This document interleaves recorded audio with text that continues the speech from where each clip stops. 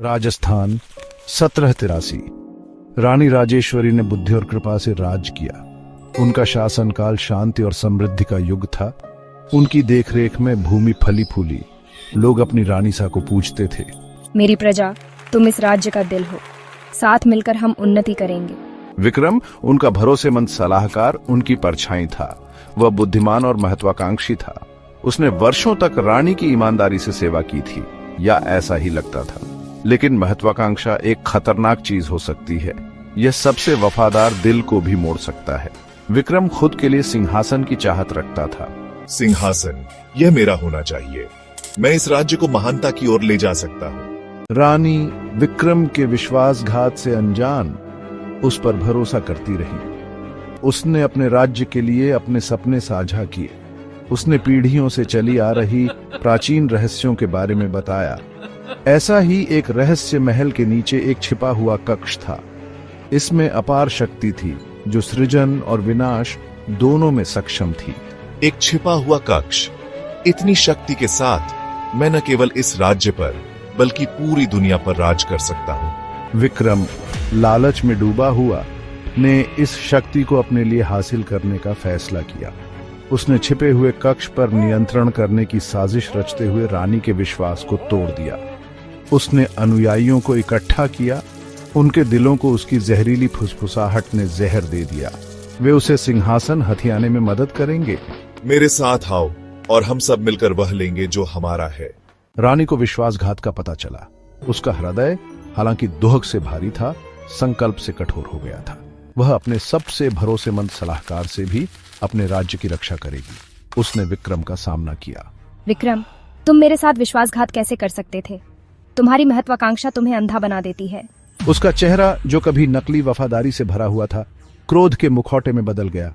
उसने अपनी विश्वासघात स्वीकार कर ली। उसकी आंखें महत्वाकांक्षा से जल रही थीं। हाँ, मैंने तुम्हें धोखा दिया। सिंहासन मेरा होना चाहिए। एक भयंकर युद्ध छिड़ गया। रानी ने अपने वफादार रक्षकों की सहायता से बहादुरी से लड़ाई लड़ी। वे विक्रम और उसके अनुयायियों को अपने वश में करने में सफल रहे। लेकिन रानी जानती थी, विक्रम ज्यादा दिन कैद में नहीं रहेगा। उसकी महत्वाकांक्षा किसी भी अभिशाप की तरह प्रबल थी। यह अंत नहीं है विक्रम, तुम्हारा लालच तुम्हारा पतन होगा।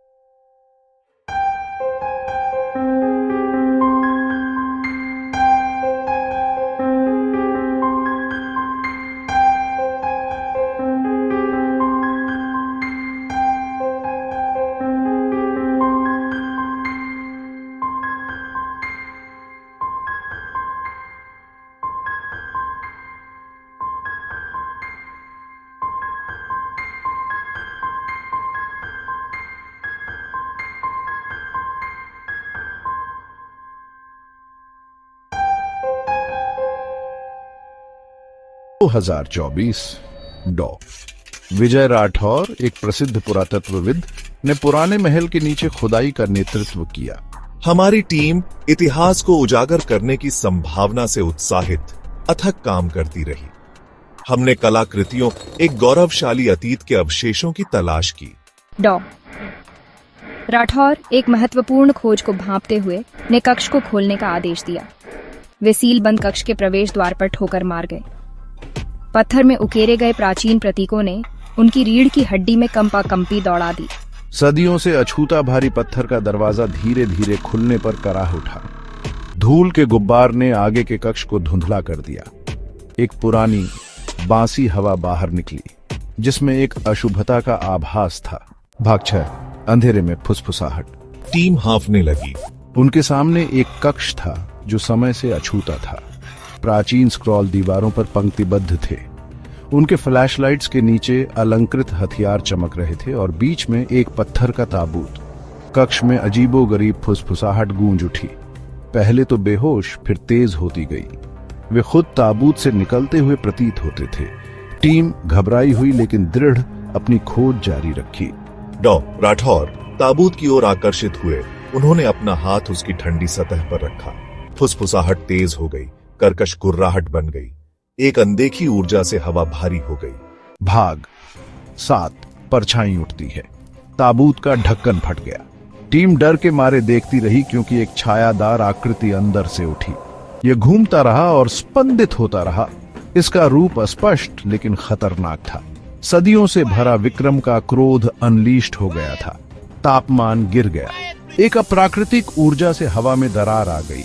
छायादार आकृति जम गई, विक्रम का रूप ले लिया। उसकी आंखें प्राचीन घृणा से जल रही थीं। मेरी नींद में खलल डालने की हिम्मत किसने की? विक्रम की आवाज रोष से सनी हुई कक्ष में गूंज उठी। टीम डर के मारे लकवाग्रस्त केवल यह देख सकती थी कि तामसिक आत्मा ने उन पर अपना ध्यान केंद्रित कर लिया है।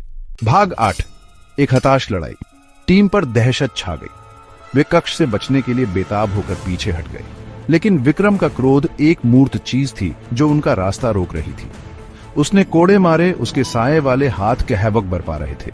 डॉ राठौर स्थिति की गंभीरता को समझते हुए जानते थे कि उन्हें तेजी से कार्य करना होगा। उन्होंने एक ऐसी ताकत अनलीश्ड कर दी थी जिसे वे संभवतः समझ नहीं सकते थे। उन्हें चैम्बर के प्रवेश द्वार पर प्राचीन प्रतीकों की याद आई। शायद उनके पास चाबी थी। हमें चैम्बर को सील करना होगा। वे प्रतीक, वे ही कुंजी होने चाहिए। भाग 9 अभिशाप बना रहता है। टॉ राठौर के नेतृत्व का पालन करते हुए टीम ने कक्ष के प्रवेश द्वार पर वापस जाने के लिए संघर्ष किया। वे प्रतीकों को समझने के लिए संघर्ष कर रहे थे। उनकी उंगलियां प्राचीन नक्काशी का पता लगा रही थीं। विक्रम आगे बढ़ा। उसका रोष हर गुजरते पल के साथ बढ़ता गया। जैसे ही विक्रम अपना पूरा क्रोध अनलीश्ड करने वाला था, डॉ राठौर ने अनुक्रम का पता लगा लिया। एक अंधाधुंध रोशनी ने कक्ष को भर दिया। विक्रम क्रोध और निराशा से चिल्लाया क्योंकि उसे एक बार फिर ताबूत में वापस खींच लिया गया।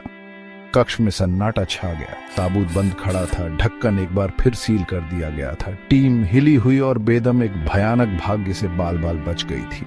लेकिन जब उन्होंने एक बार फिर कक्ष को सील कर दिया तो वे इस भावना को नहीं हिला सके कि विक्रम का क्रोध, हालांकि निहित था, बुझाने से बहुत दूर था।